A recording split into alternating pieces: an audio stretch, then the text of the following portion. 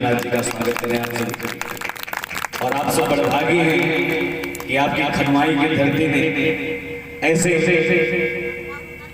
भाग्यशाली और ऐसे विद्वत महान व्यक्तित्व को धनी को धरती ने उत्पन्न किया है। पूज्य अखिलेश जी महाराज जी को मैं कोटि कोटि प्रणाम करता हूँ, आशीर्वाद की कामना करता हूँ अपनी संगीत की टीम की ओर से। और आज दोबारा आपका आशीर्वाद मिल रहा है। कहीं छुपे थे, छुप के मैंने आपका दर्शन कर लिया था और यहाँ पर आया तो गुरुजी ने आपके बारे में बताया, लेकिन मैं चेहरे से रूबरू नहीं था। आज पुनः आपका दर्शन मिला है, बहुत बहुत धन्यवाद। पुनः एक तालियों से स्वागत, बहुत बहुत। और व्यास मंच की तरफ से व्यास जी का स्वागत है। आप सब हमारी तरफ से तालियों से महाराज जी का स्वागत करिए। गांव के हैं इसलिए ताली कम बजा रहे हैं। बिल्कुल ऐसा है, ऐसी बात नहीं। हम भी बजा रहे हैं, आप लोग भी मेरे साथ बजाइए। चलिए, तुलसी वृंदावन बिहारी लाल की जय, श्री हनुमान जी महाराज की जय। और आज कथा के हम सब विश्राम दिवस में 3 दिन की कथा थी, तो आज विश्राम दिवस है।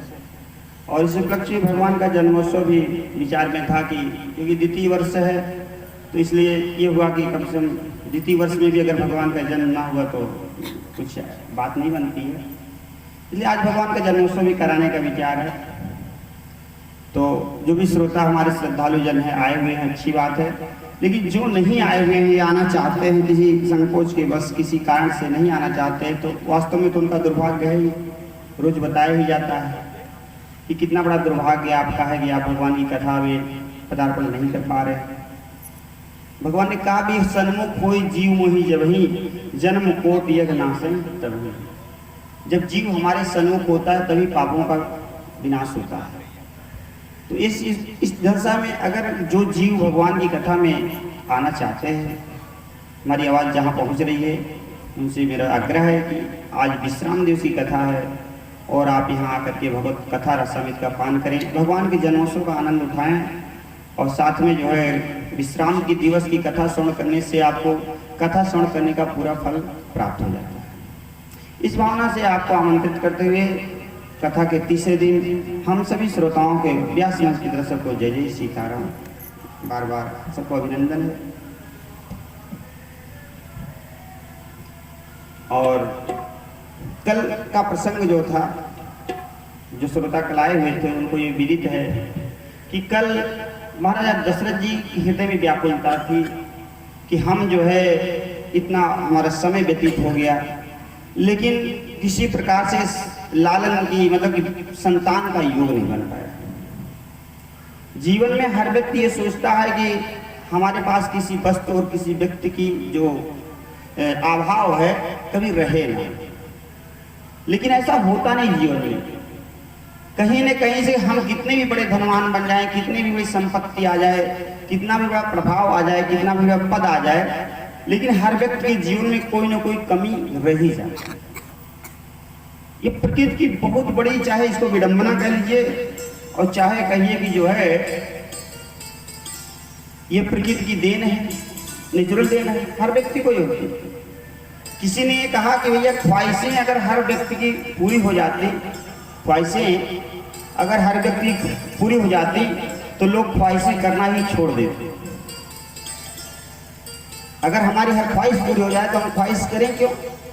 लेकिन ख्वाहिश हम करते इसीलिए हैं कि हमारी ख्वाहिश पूरी हो जाए। अब पूरी हो या ना हो भगवान की इच्छा के ऊपर है। तो यहाँ महाराजा दशरथ जी तुरंत मतलब कि जाते हैं स्वर्ग में लड़ने के लिए, युद्ध करते हैं देवासुर संग्राम में। इंद्र के साथ आगे हुई जई सुरपत ले अर्घ सिंहासन आसन दे। आगे जिसको इंद्र आकर के स्वीकार करते थे और इसके अलावा उनको अपने सिंहासन पर बैठाते थे। लेकिन वही महाराजा दशरथ संतान के योग की जब बात आई तो आंखों में आंसू आ गए। अब सोचिए, जिस देवता की हम लोग उपासना करते हैं, तो क्या महाराजा दशरथ जी ये जानते थे कि इंद्र हुए, सूर्य हुए, वरुण हुए, कुबेर हुए, क्या ये संतान देने में सक्षम नहीं है? हम लोग तो भाई पूजा करते हैं, सभी देवताओं की पूजा करते हैं, लेकिन ये प्रश्न उनके हृदय में आया होगा जरूर कि देवता का अर्थ है देना। देवता का क्या अर्थ है? देवता। देवता माने जो देने का काम करे वही देवता है। तो देवता है और देने का उपक्रम करते हैं। लेकिन अब ये महाराजा दशरथ जी इंद्र से नहीं सोच पाते कि हम इंद्र के पास जाते, कभी इंद्र से हमको याचना करनी चाहिए थी, लेकिन नहीं किया। क्यों नहीं किया? इसलिए नहीं किया क्योंकि इंद्र उनको अपने समान समझते थे। अर्घ सिंहासन आसन दे, आधे सिंहासन पर बैठते थे, अपने समान समझते थे। और अपने समान व्यक्ति से जो है पुत्र की अभिलाषा के लिए अगर कहेंगे तो रघुवंश की अपमान होगा। रघुवंश की जो एक सम्मान है, रघुवंश का जो एक क्रेज है, वह जो है गिर जाएगा। शायद इसीलिए उन्होंने कभी देवराज इंद्र से इस बात के लिए नहीं कहा कि ऐसा हमको संतान नहीं है, या फिर ये सोचा होगा कि देवराज इंद्र तो हमारे समान ही बलशाली हैं, कि देवराज इंद्र लड़ने के लिए हमको बुलाते हैं। अगर ये इतने बाहुबली होते तो जो है कि हमको क्यों बुलाते? इसका मतलब कि अगर ये संतान देंगे भी, अगर ये संतान देंगे तो जो संतान, हर व्यक्ति जो होता है ये चाहता है कि हमारी संतान हमसे ज्यादा बलवान हो, हमसे ज्यादा बुद्धिमान हो, हर व्यक्ति चाहता है। तो ये प्रश्न उनके मन में ये रहा होगा कि अगर ये संतान का योग हमको बनाएंगे तो हो सकता है इनकी कृपा से जो संतान हो वह उतना विवेकी या उतना बलवान ना हो जितना कि हम चाहते हैं। रघुवंश कोई सामान्य नहीं था। रघुवंश से महाराजा सगर हुए, रघुवंश से महाराजा भगीरथ हुए, रघुवंश से महाराजा रघु हुए, दिलीप हुए, कितने बड़े बड़े राजा हुए, मनु शत्रुघ्न जी, प्रियव्रत राजा हुए। तो इसलिए वो सोचते थे कि हमारे यहाँ जो आज तक जितने भी रघुवंशी राजा थे, देवराज इंद्र के हेल्प के लिए देवर्ष संग्राम में जाया करते थे। तो उनके मन में ये बात रही होगी कि अगर ये हमको संतान देंगे तो ये तो खुद ही हमारे समान बलशाली नहीं है, हमारे समान बलवान नहीं है, तो फिर अगर ये संतान देंगे तो वो उतनी शक्तिशाली नहीं होगी। शायद इसीलिए उन्होंने कभी देवराज इंद्र से इस बात को नहीं रखा कि हमको संतान चाहिए, नहीं रखा और रखना भी नहीं चाहिए। हमारे यहाँ कहा गया है कि जो है कि मित्र से मित्रवत व्यवहार होना चाहिए। मित्र से मित्रवत व्यवहार का अर्थ ये है कि हम अपने मित्र से वही बात फॉलो करवा सकें जो हम अपने जीवन में ला सकें, और जो उनकी जो अभिप्सा हो उसकी पूर्ति कर सकें। ऐसी चीज कभी मित्र से ना कर डालें जो हम बाद में उनके कर्ज को चुका ना पाए, तो मित्रवत व्यवहार खत्म हो जाएगा। इसलिए मित्रवत व्यवहार हम 50-50, जैसे राम जी सुग्रीव जी से मित्रता हो गई तो दोनों की दशा एक है, दोनों की दशा एक है। क्या एक है? सुग्रीव से पूछा जो राम जी ने कि आप यहाँ क्यों रहते हैं? तो सुग्रीव ने बताया क्या कि रिपुसम मोहि मारे सी अति भारी, रिपुसम मोहि मारे सी अति भारी, रिपुसम मोहि मारे सी अति भारी, रिपुसम मोहि मारे सी अति भारी, रिपुसम मोहि मारे सी अति भारी।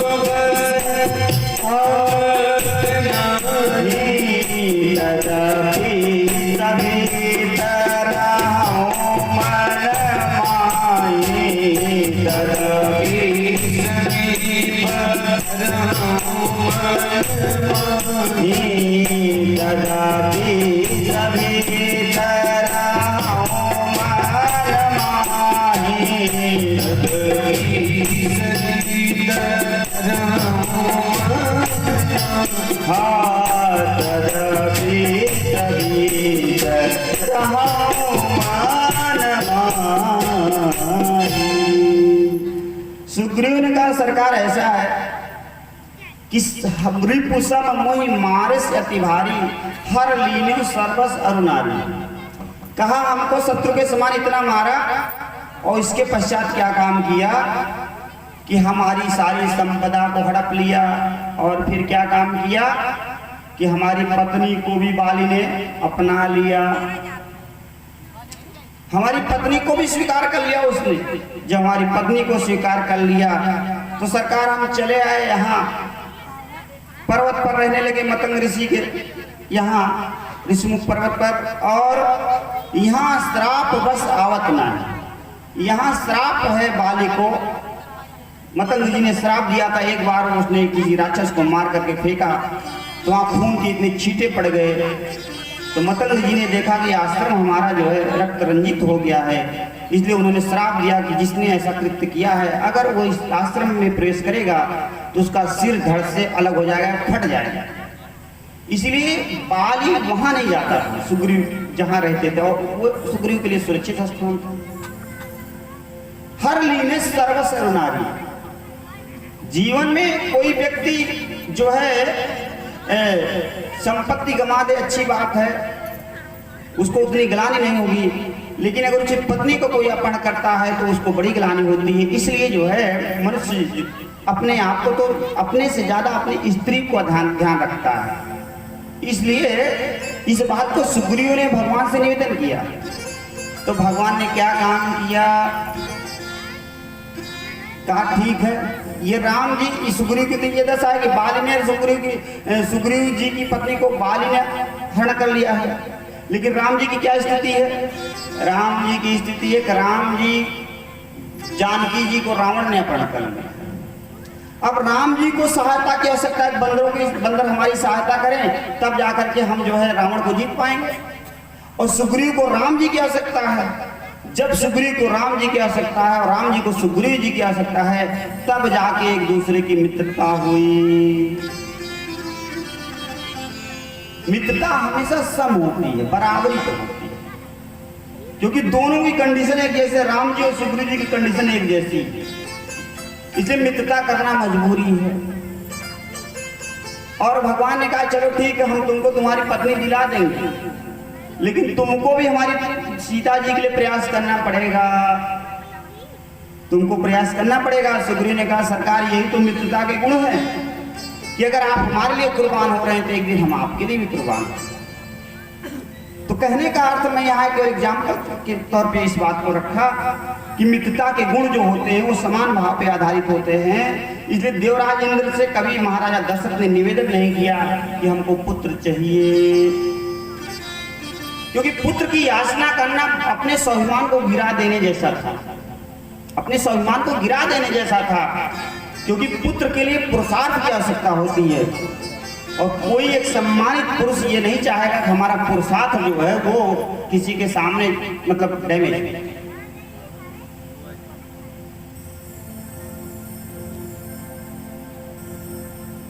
बोले वृंदावन बिहारी लाल की। कोई ये सम्मानित व्यक्ति नहीं चाहेगा कि हमारे पुरुषार्थ पर कोई उंगली उठाए, क्योंकि पुत्र के लिए पुरुषार्थ की आवश्यकता पड़ती है। और जहां जिस पुरुषार्थ के लिए देवराज इंद्र उनको याद करते थे, अब उसी पुरुषार्थ के लिए उनसे याचना करेंगे तो महाराजा दशरथ की स्वाभिमान क्या रह जाएगा? आप विचार करिए, दशरथ जी का क्या स्वाभिमान रह जाएगा? कोई स्वाभिमान नहीं रह जाएगा। इसलिए उन्होंने देवताओं से कभी याचना नहीं करी, देवताओं से कभी कहा नहीं कि हमको ये चाहिए, संतान चाहिए। अपने स्वाभिमान को कहां गिराना चाहिए, अपने स्वाभिमान को कहां झुकाना चाहिए? तो शास्त्रों ने बड़ी सुंदर बात कही कि स्वाभिमान को झुकाने के लिए हमको एक गुरु की आवश्यकता होती है।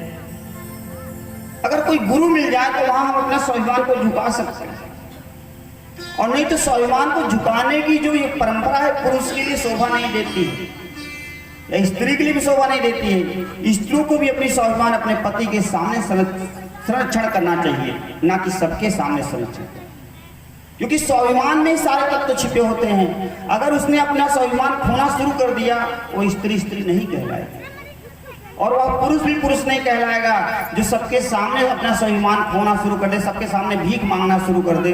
उसके अंदर क्या को किस बात का पुरुषार्थ?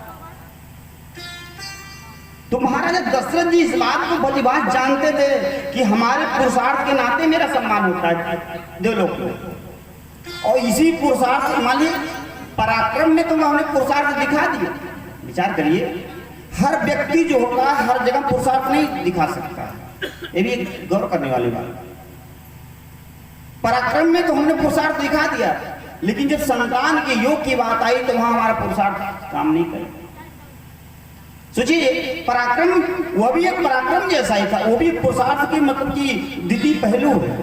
संतान योग, अभी किसी को संतान योग ना हो तो लोग उसको कहते हैं भैया पता नहीं कैसे है, इनके लड़का नहीं, क्या करेंगे?